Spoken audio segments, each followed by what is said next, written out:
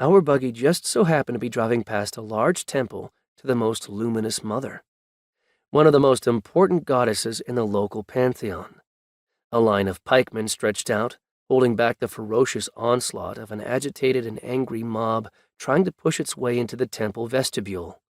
Everyone wanted to see what was going on at the main entrance with their own eyes, and it really was worth seeing.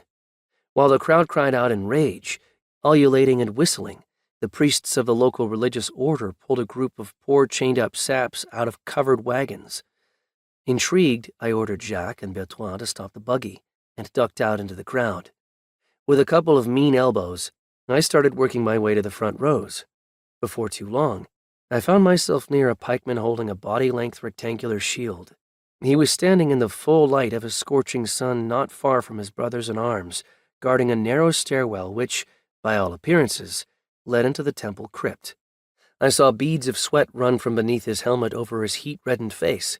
Seemingly, he was on the verge of passing out. Watching the look in his cloudy eyes, I saw him staring at a big, bearded man with an elongated canteen in one hand and a piece of bread in the other.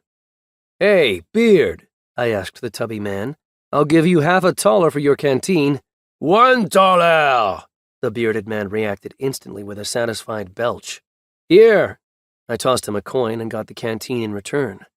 Sniffing the air, I realized I had just bought some foul wine that was hardly worth a dozen copper and watered down to nothing. Oh well. "Here," I said to the surprised pikeman, and wiped down the canteen opening with a sleeve. I then raised the canteen to his mouth and ordered, "Drink!"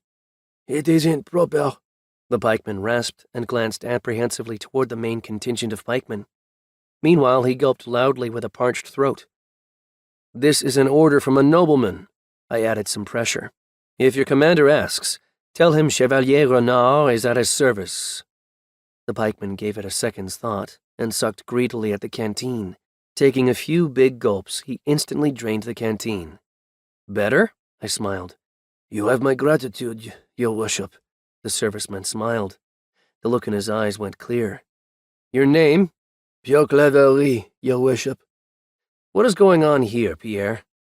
"The Stone Knights have delivered witches for public execution. They claim to have caught a whole coven." What the Vistonians called the Stone Knights, or Knights of the Order of the Grey Rock, were analogous to the Scarlet Knights of Italia. Both kept busy exterminating true gifted, but the former had less power in their country than the latter.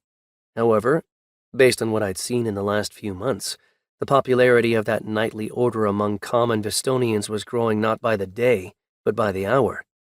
Soon the waves would be lapping at the very shores of Estonia. Then an all-out hunt for true gifted would begin. Not that that would change anything.